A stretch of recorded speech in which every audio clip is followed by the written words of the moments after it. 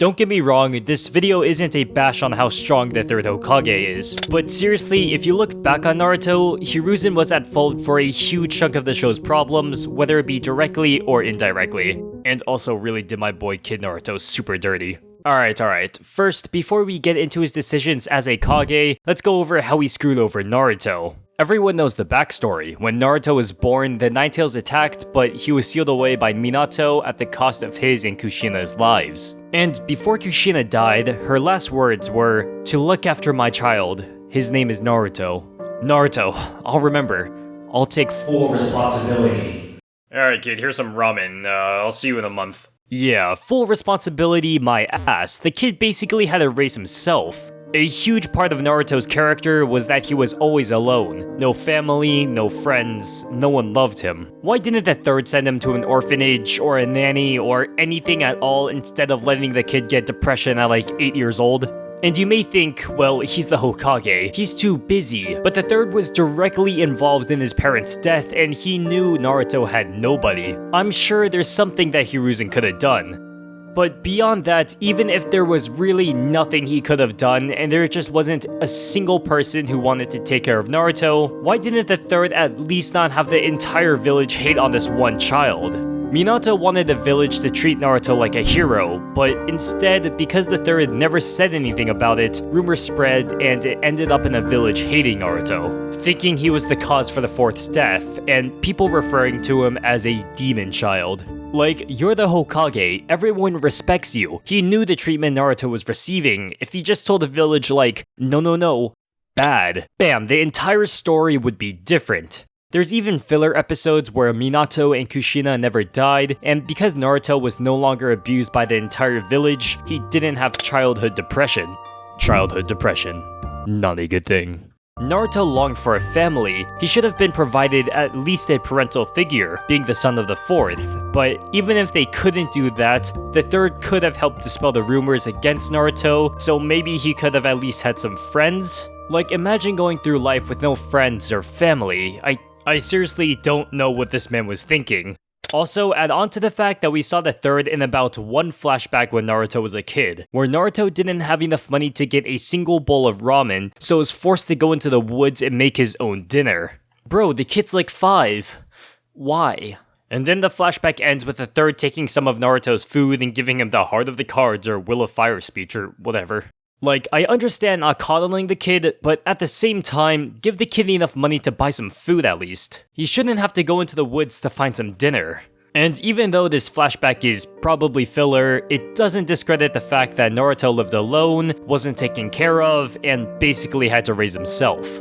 But nah, we all know the real reason he let Naruto starve though. It's because he needed a sad backstory to become stronger in the future. It's basically anime 101. The sadder the backstory, the more powerful the character becomes. It's just the rules.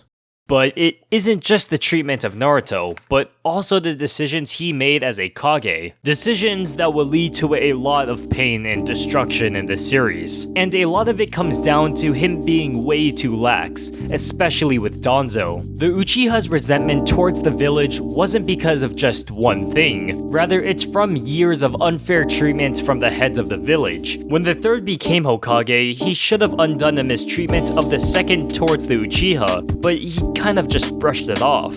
And when the Nine-Tails attacked, Fugaku and the rest of the Uchiha clan would have provided huge assistance to the village, but Dontzo forced Hiruzen to have a lot of them not assist in the fight. And instead of trusting the Uchiha police force, Dontzo weakened the force and substituted these jobs with his Anbu. These, along with other factors, were reasons for years of building tension. And at almost the peak of this tension, Hiruzen wanted to increase the Uchiha's power in the police force as a gesture of good faith. But instead, Dontzo said nah, and made the decision to have 24/7 surveillance of all the Uchiha.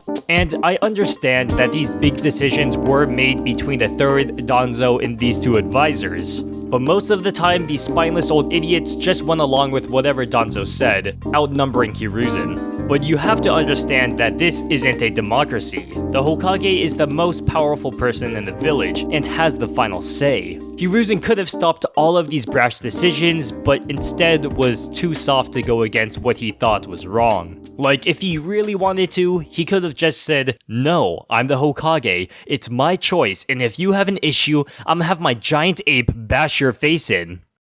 Inevitably though, these decisions led to the Uchiha massacre, even though it really could have been prevented. And a lot of this really boils down to Hiruzen being too soft. He shouldn't have let Dontzo have this much political power, but because he was too soft, he let Dontzo make these reckless decisions. He knew Dontzo ran the Anbu in a very shady way, sealing Anbu members' tongues from snitching on him, and recruiting children at a very young age into the brutal world of the Anbu. Yet the third allowed this because he needed someone to carry out the dirty work, because he couldn't make the right arrangements to get it done himself. He himself knew he was too soft, giving away the Hokage position when there were available candidates for the job because, while he was a strong shinobi, he really wasn't fit to be a leader. And lastly, his decision to let Orochimaru go. This again also plays into him being much too soft. After catching Orochimaru red-handed, learning forbidden jutsu, and experimenting on humans he killed,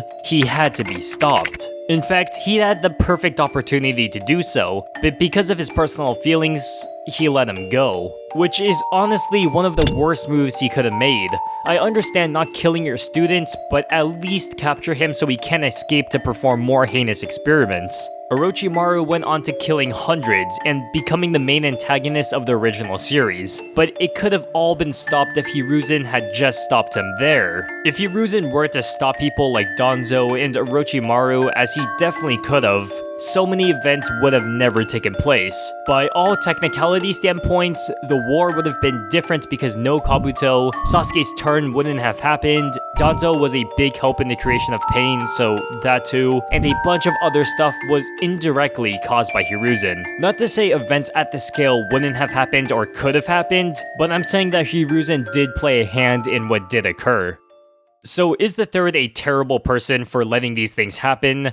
Well, maybe just a bit for letting Naruto take terrible treatment as a kid, but I think his heart was always in the right place.